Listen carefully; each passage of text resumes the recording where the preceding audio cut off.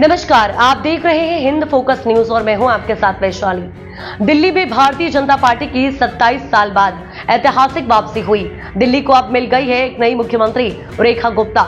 शपथ ग्रहण के बाद अब रेखा गुप्ता के सामने कौन कौन सी बड़ी चुनौतियां होंगी, साथ ही क्या इसका असर आगामी बिहार और बंगाल विधानसभा चुनाव पर भी पड़ेगा। इन्हीं तमाम सवालों और मुद्दों पर बातचीत करने के लिए मौजूद हैं भारतीय जनता पार्टी के वरिष्ठ नेता और दिल्ली स्टडी ग्रुप के अध्यक्ष डॉक्टर विजय जॉली के साथ देखिए उत्तराखंड स्टेट हेड दीपक गुप्ता की ये खास रिपोर्ट। नमस्कार, आप सभी का एक बार फिर स्वागत है आपके अपने पसंदीदा कार्यक्रम एक खास शख्सियत के साथ मुलाकात में। मैं हूं दीपक गुप्ता। आज हम बात करेंगे दिल्ली में 27 साल बाद भारतीय जनता पार्टी की ऐतिहासिक वापसी को लेकर। अब दिल्ली को एक नई मुख्यमंत्री रेखा गुप्ता मिल गई है और शपथ ग्रहण के बाद रेखा गुप्ता के सामने कौन कौन सी बड़ी चुनौतियां रहेंगी और आने वाले समय में बिहार और बंगाल में चुनाव होने हैं, उन पर कितना असर देखने को पड़े। इन्हीं तमाम मुद्दों पर बात करने के लिए आज हमारे साथ बेहद खास मेहमान हैं भारतीय जनता पार्टी के वरिष्ठ नेता और दिल्ली स्टडी ग्रुप के अध्यक्ष डॉक्टर विजय जॉली। डॉक्टर विजय जॉली जी, आपका बहुत बहुत स्वागत है आज के हमारे खास प्रोग्राम में। बहुत बहुत धन्यवाद। डॉक्टर विजय जॉली जी, आपसे मेरा पहला सवाल है, हाल ही में पहलगाम में हुए आतंकियों द्वारा 28 निर्दोष लोगों की हत्या कर दी गई है। इसको आप अपने किस तरीके से देखते हैं? क्या आपकी इसमें पंक्तियाँ रहेंगी और जो सरकार द्वारा पाकिस्तान के खिलाफ उठाए जा रहे ठोस कदम, उनको आप कैसे देखते हैं? देखिए, जब कोई विदेशी अतिथि भारत की धरती पर पधारता है, पाकिस्तान समर्थित आतंकवादी उसको एक सेंसेशनल खबर बनाने की कोशिश करते हैं। 2022 के अंदर जब डोनाल्ड ट्रंप भारत आए थे तो एक विशेष समुदाय के लोगों द्वारा दिल्ली के अंदर दंगे कराए गए थे और उसकी खबर और उसकी गूंज दुनिया भर के अंदर हुई थी। 2025 में दोबारा से अमेरिका के उपराष्ट्रपति जेडी वांस का भारत आना होता है। आने के 2 दिन के बाद कश्मीर के पहलगाम में जिस प्रकार का घातक पाकिस्तानी आतंकवादियों द्वारा निर्दोष निहत्थे भारतीयों को, और वो भी विशेष तौर से धर्म पूछने के बाद बेरहमी से जैसे हिंदुओं को गोलियों से भून दिया गया,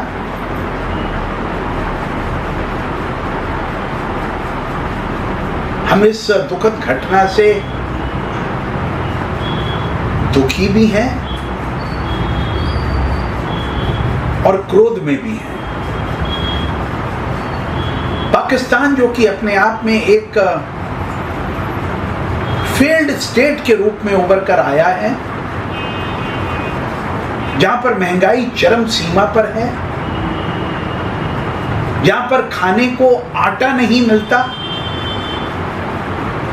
उस पाकिस्तान की सरकार द्वारा भारत में आतंकवाद को बढ़ावा देने की इन घटनाओं से, अगर मैं भारत के प्रधानमंत्री नरेंद्र मोदी जी के शब्दों को आपके समक्ष रखूं तो आज पूरा राष्ट्र गुस्से से ओत-प्रोत है। पाकिस्तान की ईंट से ईंट बजा दो, पाकिस्तान के ऊपर सैन्य हमला कर दो।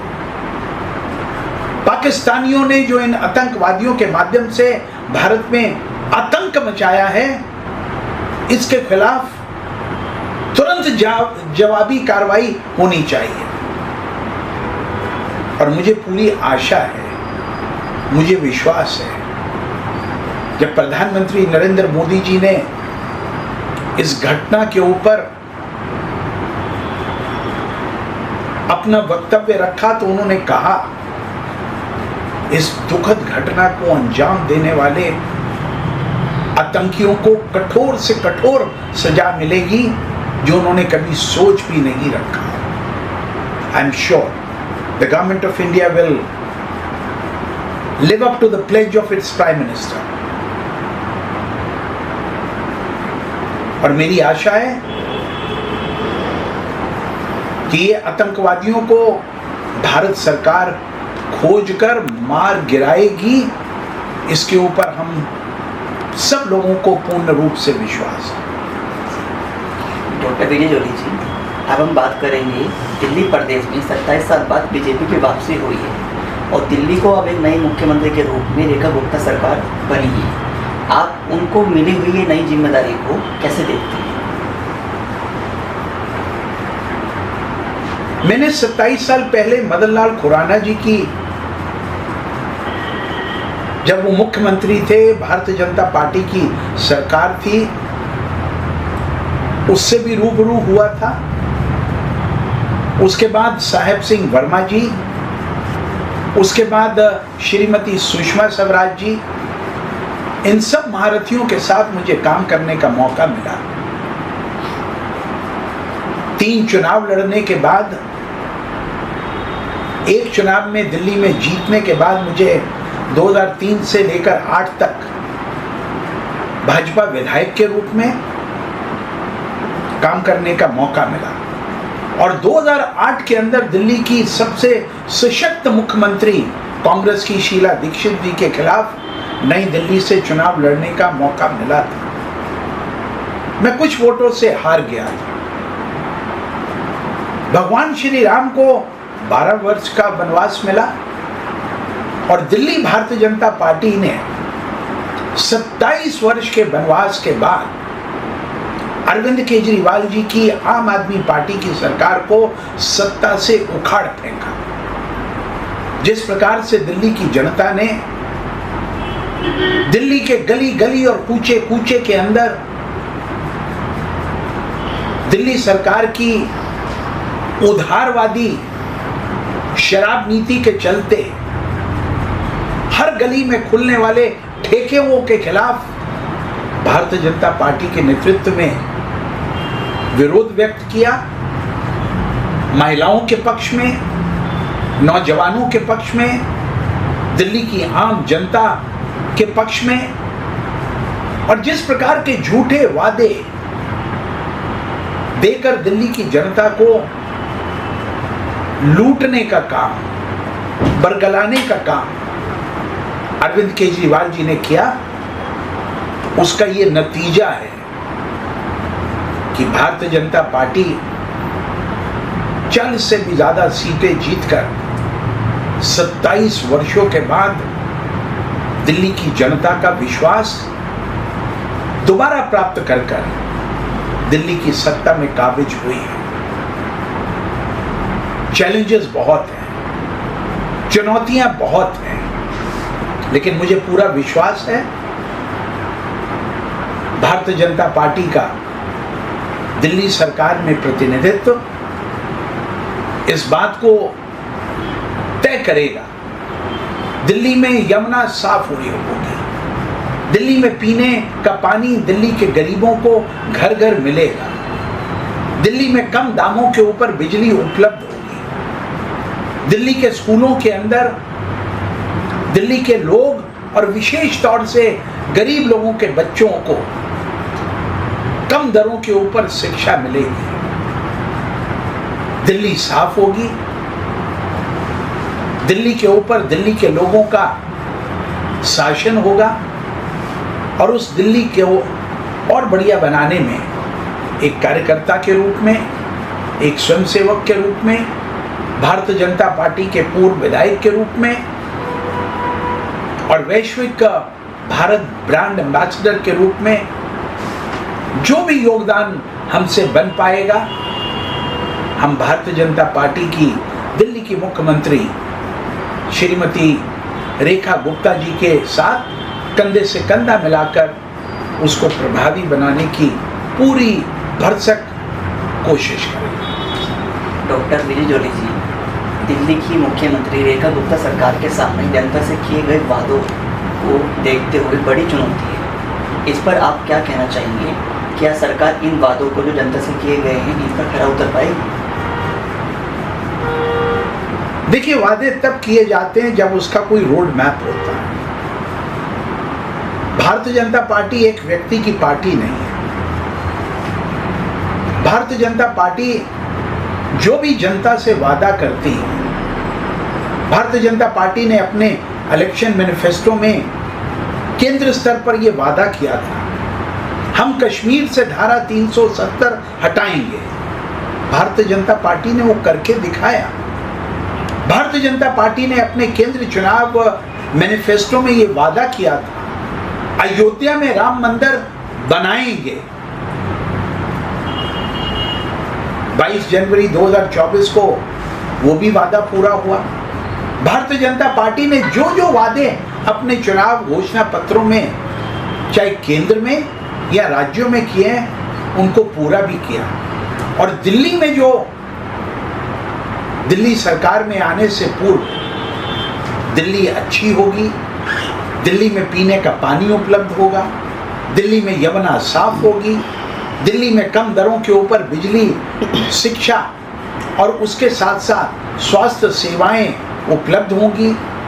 दिल्ली के अंदर केंद्र की वो स्कीम भी लागू होगी जिसके अंतर्गत 70 साल से अधिक की उम्र के लोगों को 10 लाख रुपए तक का मुफ्त जिनका स्वास्थ्य लाभ भी हो सकता है। इन सभी मुद्दों को ध्यान में रखकर मुझे पूरी आशा है दिल्ली सरकार कंधे से कंधा मिलाकर इन समस्याओं को पूरा करेगी। सरकार बने अभी जुम्मा कुछ ही दिन बीते हैं और इस 1.5 महीने के अंतराल में दिल्ली सरकार के मुख्यमंत्री के नेतृत्व में, रेखा गुप्ता जी के नेतृत्व में दिल्ली की जनता को ये विश्वास धीरे धीरे हो चला है, जो इन्होंने कहा था ये पूरा करेंगे।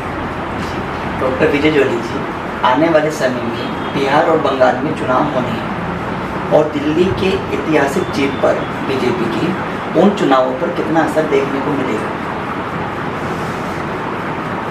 आपने ठीक कहा, बिहार के अंदर भारतीय जनता पार्टी और जनता दल यू की मिलीजुली सरकार है, वहां हम दोबारा जीतेंगे।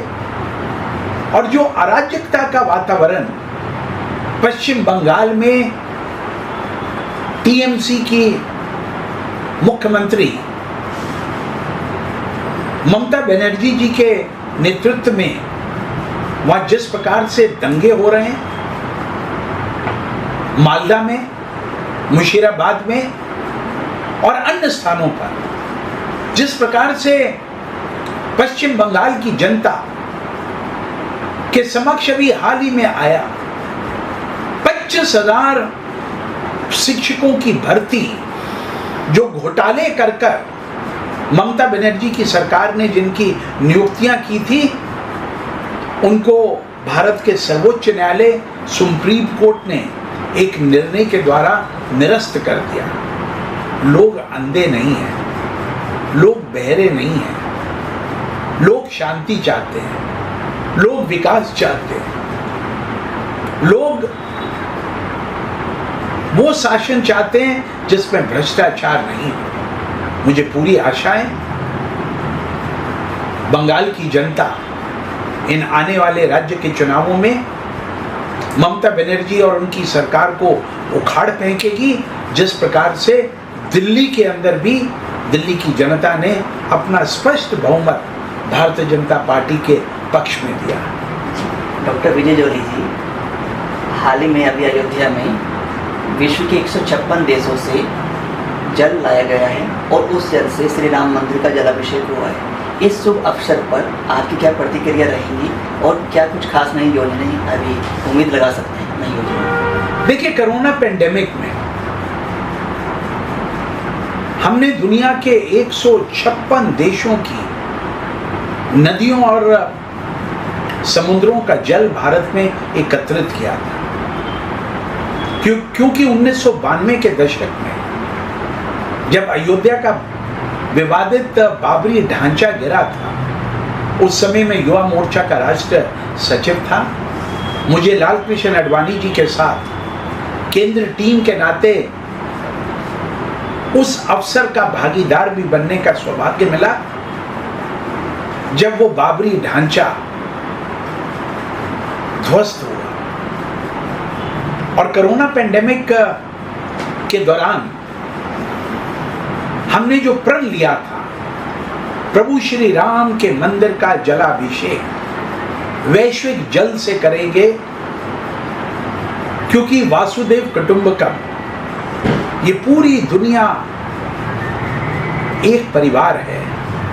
न केवल भारत के भारतीयों और विशेष तौर से हिंदुओं का प्रभु श्री राम के आदर्शों में विश्वास है, अपितु दुनिया भर के लोगों का प्रभु श्री राम के आदर्शों में विश्वास है। उसके चलते हुए हमने एक वैश्विक रिकॉर्ड कायम किया। और जो जल हमारे पास जिन जिन साधनों से हमने मंगवाया,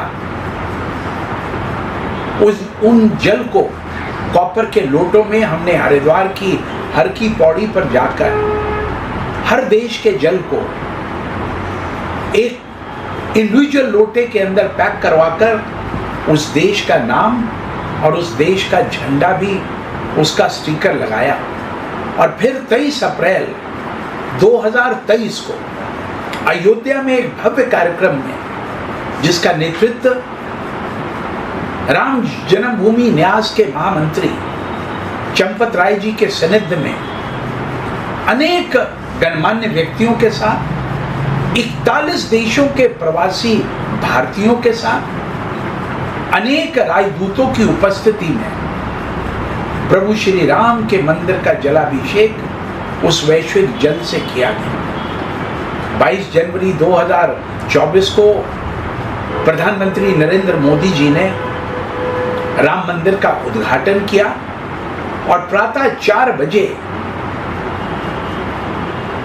राम मंदिर के गर्भगृह में हमारे द्वारा पूर्व में इकट्ठे उस वैश्विक जल के एक लोटे से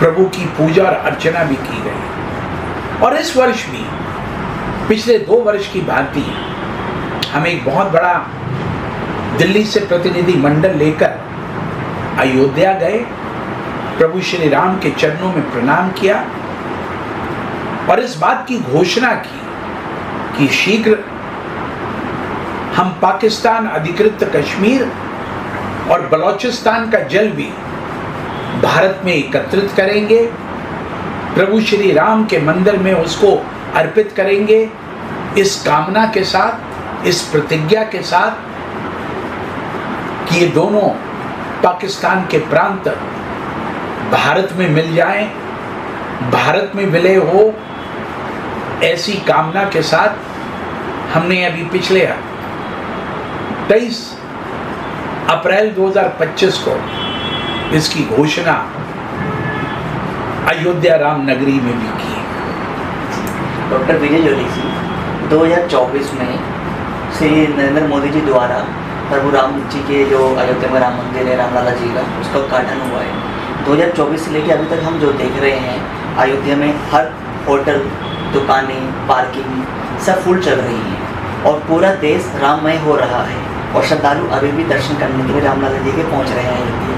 तो क्या हम ये कह सकते हैं कि अयोध्या इतना आगे बढ़ गया है कि वहाँ पर पैर रखने की आज के समय जगह नहीं है? देखिए, मैंने तो वो दिन भी देख रखे हैं। संकरी अयोध्या की सड़कें, छोटी छोटी गलियां,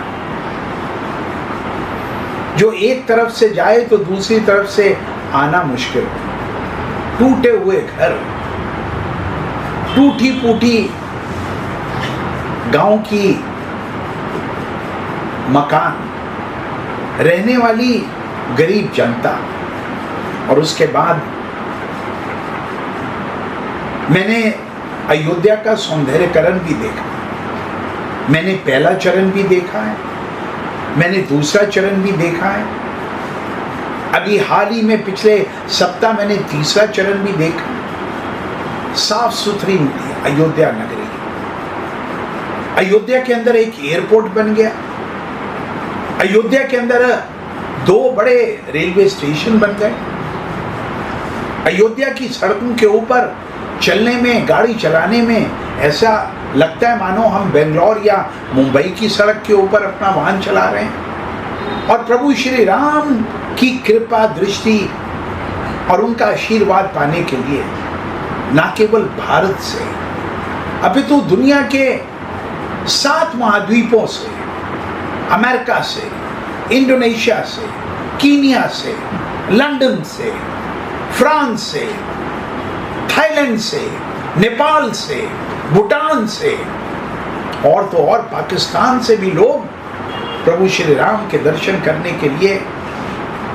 सैकड़ों और हजारों की संख्या में, लाखों की संख्या में अयोध्या उमड़ पड़े हैं। इसलिए मैं कह सकता हूं अयोध्या के अंदर बहुत से होटल बन रहे हैं, बहुत सी धर्मशालाएं खुल रही हैं, बहुत से लोग इतनी बड़ी संख्या में आने वाले दर्शनार्थियों से ऑनलाइन फ्रॉड की भी घटनाओं को अंजाम दे रहे हैं, ऑनलाइन अपराध भी बढ़ रहे हैं। लेकिन मेरा पूरा विश्वास है प्रभु श्री राम की इस नगरी से विश्व के अंदर भारत का और नाम सशक्त होगा, भारत प्रगति के रास्ते पर बढ़ेगा और प्रभु श्री राम ने जिन आदर्शों का प्रतिपादन किया था वो वर्तमान समय में भारत के प्रधानमंत्री नरेंद्र मोदी जी के नेतृत्व में भारत दिन दुगनी रात चौगनी उन्नति करता चला जाएगा, ऐसा मेरा पक्का विश्वास है। डॉक्टर विजय जोली जी, आपसे मेरा आखिरी सवाल होगा, दिल्ली विधानसभा चुनाव में आम आदमी पार्टी को मिली करारी हार और दिल्ली बीजेपी को मिली प्रचंड बहुमत, इसको देखते हुए पंजाब में राजनीति में कितना असर देखने को मिलेगा? देखिए, आम आदमी पार्टी बड़े बड़े वादे करने के अंदर निपुण रही। आरोप लगाओ, भाग जाओ, झूठ बोलो, नाट जाओ। दिल्ली और दिल्ली के बाद पंजाब की जनता को मूर्ख बनाने के अंदर आम आदमी पार्टी और उसके नेताओं ने, विशेष तौर से अरविंद केजरीवाल जी ने, कोई कसर नहीं छोड़ रखी। लेकिन दिल्ली की जनता ने उनके झूठ का पर्दाफाश किया और दिल्ली में भारतीय जनता पार्टी की जीत हुई। और जिस प्रकार से आज पंजाब के अंदर नशाखोरी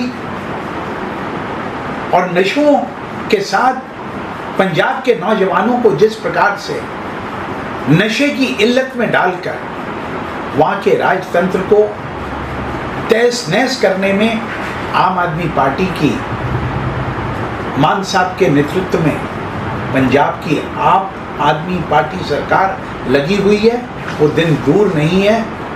अभी तो दिल्ली में हारे हैं, अब पंजाब की बारी है। गोवा में हारे, महाराष्ट्र में हारे, अन्य प्रदेशों में हारे, उत्तर प्रदेश में हारे, पंजाब के अंदर भी झूठे लोगों का, मक्कार लोगों का, झूठे वादे करने वालों का वही हाल होगा जो दिल्ली में अभी हाल है। डॉक्टर विजय जोली जी, एक कमेंट चाहूँगा लास्ट में आपका। जो आजकल के नई युवा पीढ़ी है, जो उभरते हुए युवा हैं, वो नशे की तरफ बढ़ते जाते हैं, उनको आप क्या संदेश देना चाहते हैं हमारे माध्यम से, ताकि युवा भी आगे बढ़ पाए, देश भी आगे बढ़े और हमारा राष्ट्र भी आगे बढ़े? युवा पीढ़ी के लिए तो मेरे पास एक ही मूल मंत्र है। मैं 1980 के अंदर दिल्ली विश्वविद्यालय छात्र संघ का, दिल्ली यूनिवर्सिटी स्टूडेंट्स यूनियन का अध्यक्ष चुना गया था। 1980 से लेकर 2025 तक मेरी इस लंबी यात्रा में मैं दुनिया के 94 देशों का दौरा कर चुका हूं। भारतीय जनता पार्टी के साथ 1980 में जुड़ा था और आज भी उसी पार्टी के साथ जुड़ा। आज की नौजवान पीढ़ी को मेहनत करने के लिए, एक्टिव रहने के लिए, स्मार्ट रहने के लिए, सुशिक्षित रहने के लिए और जो भी काम करें उसको तन्मयता से करने की, मेहनत से करने की, ऑनेस्टी से करने की, अगर उनमें शक्ति रहेगी तो जीवन के हर पग के अंदर वो विकसित हो पाएंगे।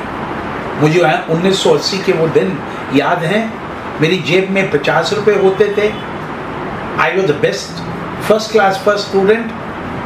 मैं मेरिट लिस्ट में आया था और मेरा admission Shriram college of commerce, जहां पर अब 99% वाला लास्ट विद्यार्थी का पिछले साल एडमिशन हुआ, उस कॉलेज में पढ़ने का, एडमिशन लेने का मुझे सौभाग्य मिला था।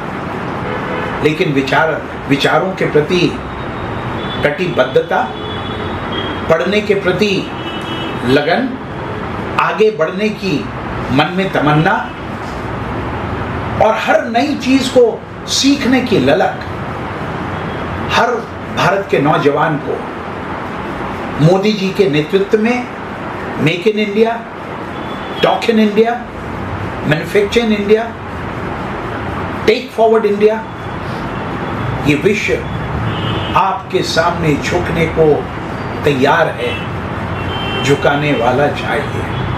और वो शक्ति भारत के नौजवान लड़के और लड़कियों में है। आज भारत की आईटी का, भारत के इंजीनियर्स का, भारत के योद्धाओं का, भारत के डिप्लोमैट्स का, भारत की पॉलिटिकल साइंस का दुनिया लोहा मानती है। इसलिए मेरा आज की नौजवान पीढ़ी से ये प्रार्थना है, there is no shortcut to prosperity. उन्नति के पथ और शिखर पर जाने के लिए कोई भी शॉर्टकट का रास्ता नहीं है, मेहनत का रास्ता है। उसको अपनाओ, उन्नति पाओ, विकास के शिखर पर जाओ। जैसे भारत ने हिमालय की एवरेस्ट चोटी को भी अचीव किया, वैसे ही भारत का नौजवान दुनिया भर के अंदर आज उनको सम्मान की दृष्टि से देखते हैं। इसलिए मेरा ये short message to the young generation of India आज के समय में है। डॉक्टर विजय जोली जी, आपने हमारे लिए कीमती समय निकाला, उसके लिए बहुत